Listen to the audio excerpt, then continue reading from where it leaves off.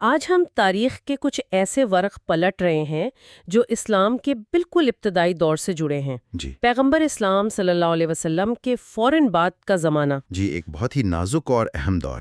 بالکل، اور ہمارے پاس جو مواد ہے وہ ہمیں بتاتا ہے کہ کیسے اس ابتدائی معاشرے میں کچھ پیچیدگیاں پیدا ہوئیں اور کیسے پہلی آپ کہہ لیں منظم تحریکیں ابھریں، خاص طور پر خوارج۔ ہاں، خارج کا ظہور ایک بہت بڑا واقعہ تھا اس دور کا۔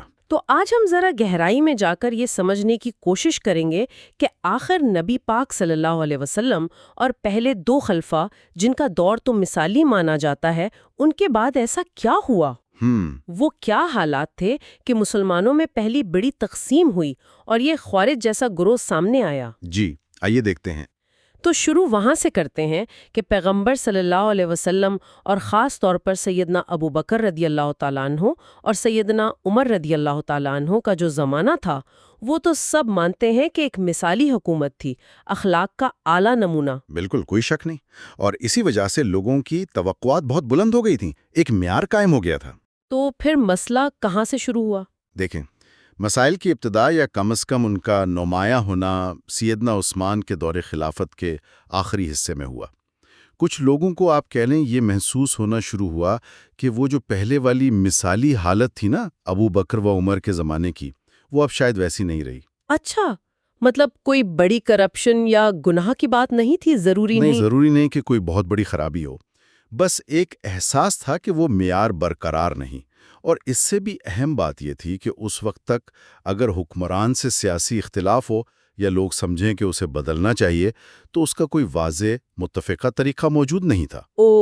تو یہ ایک طرح کا سیاسی خلا تھا۔ جی بالکل، انسانی تمدن اور سیاست کا ایک ایسا مسئلہ جس کا حل اس وقت تک نہیں نکلا تھا کہ ایسے اختلافات کو کیسے سنبھالا جائے۔ تو اسی خلا میں پھر وہ پہلی سوچ نے جڑ پکڑی کہ حکمران کو تو ہر حال میں ویسا ہی مثالی ہونا چاہیے جیسے پہلے دو تھے، اور اگر وہ ذرا بھی کم ہو تو اسے ہٹانا ہی پڑے گا۔ بالکل یہی، اور اسی بنیاد پر کچھ لوگوں نے سیدنا عثمان سے مطالبہ کیا کہ وہ خلافت چھوڑ دیں، جسے انہوں نے قبول نہیں کیا۔ جی انہوں نے انکار کیا، اور اس کے نتیجے میں مدینہ میں بہت زیادہ بے چینی پھیلی، شورش ہوئی، اور آخرکار یہ معاملہ ان کی شہادت پر ختم ہوا۔ ایک بہت ہی افسوسناک واقعہ۔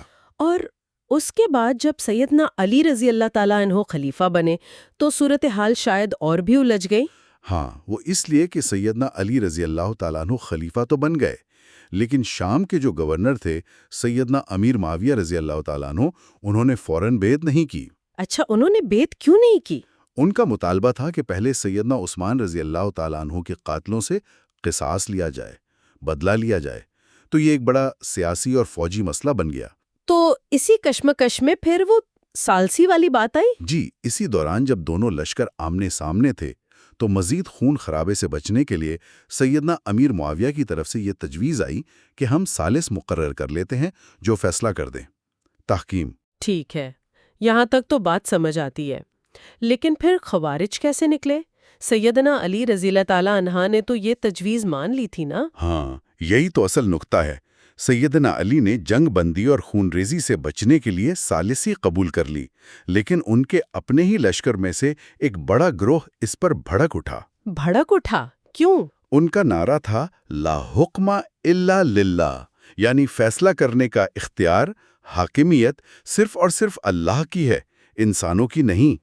تو ان کے نزدیک انسانوں کا یعنی ثالثوں کا فیصلہ کرنا ہی غلط تھا، چاہے نیت اچھی ہو؟ بالکل، ان کا استدلال یہ تھا کہ جب معاملہ حق اور باطل کا ہے تو اس کا فیصلہ قرآن کی روشنی میں ہونا چاہیے، اللہ کا حکم چلنا چاہیے۔ اسے انسانوں کے سپرد کرنا، چاہے وہ ثالث ہی کیوں نہ ہو، یہ اللہ کے حکم کی خلاف ورزی ہے، شریعت کے منافی ہے۔ اچھا، بہت سخت موقف تھا۔ جی، اور یہی گروہ تھا جو ثالثی تحکیم کو مسترد کر کے سیدنا علی رضی اللہ تعالیٰ عنہ کے لشکر سے الگ ہو گیا۔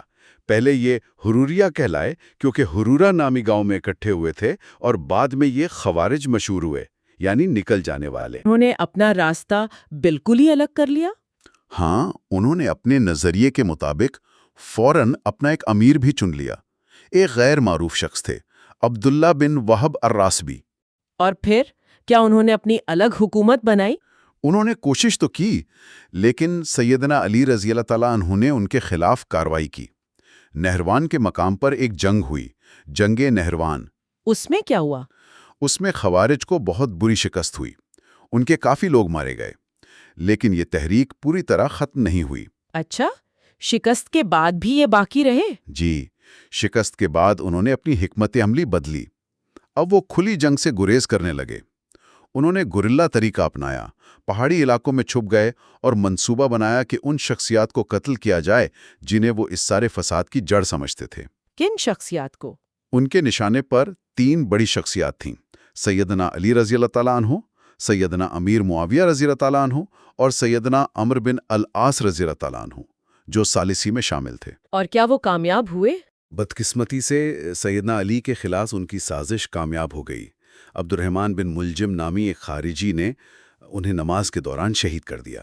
اللہ اکبر، یہ تو بہت ہی شدت پسندی کی انتہا تھی۔ جی، اور ان کی شدت پسندی صرف سیاسی نہیں تھی، وہ مذہبی طور پر بھی بہت سخت تھے۔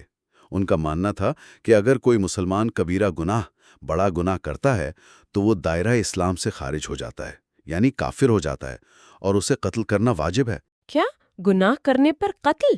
جی، اور ان میں سے کچھ فرقے جیسے ازارقہ، وہ تو اس حد تک گئے کہ ایسے شخص کے بیوی بچوں کو بھی قتل کرنا جائز سمجھتے تھے۔ یہ تو ناقابل یقین ہے۔ تو اس کا مطلب ہے کہ یہ بغاوتیں کرتے رہے ہوں گے بنو امیہ کے دور میں بھی؟ بالکل، ان کی بغاوتیں بنو امیہ کے پورے دور میں چلتی رہیں۔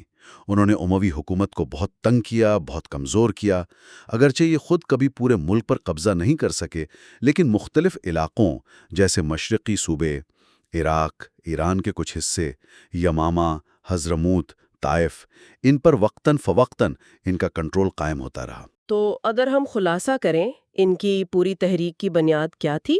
2 بنیادی باتیں؟ جی، 2 بنیادی نظریات تھے۔ پہلا، حکمران کو بالکل سیدنا ابو بکر رضی اللہ عنہ اور عمر رضی اللہ عنہ جیسا پاکباز اور مثالی ہونا چاہیے۔ اگر اس معیار سے ذرا بھی کم ہو تو اسے ہٹانا فرض ہے۔ اور دوسرا یہ کہ کبیرہ گناہ کرنے والا مسلمان کافر ہے، مرتد ہے، اسے قتل کر دینا چاہیے تاکہ مسلم معاشرہ ان کے خیال میں پاک صاف رہے۔ اور یہی سخت معیار پھر ان کے اپنے اندر بھی مسئلے پیدا کرتا ہوگا؟ بالکل، یہی وجہ ہے کہ خوارج میں خوب بہت سے فرقے بنے اور ٹوٹے۔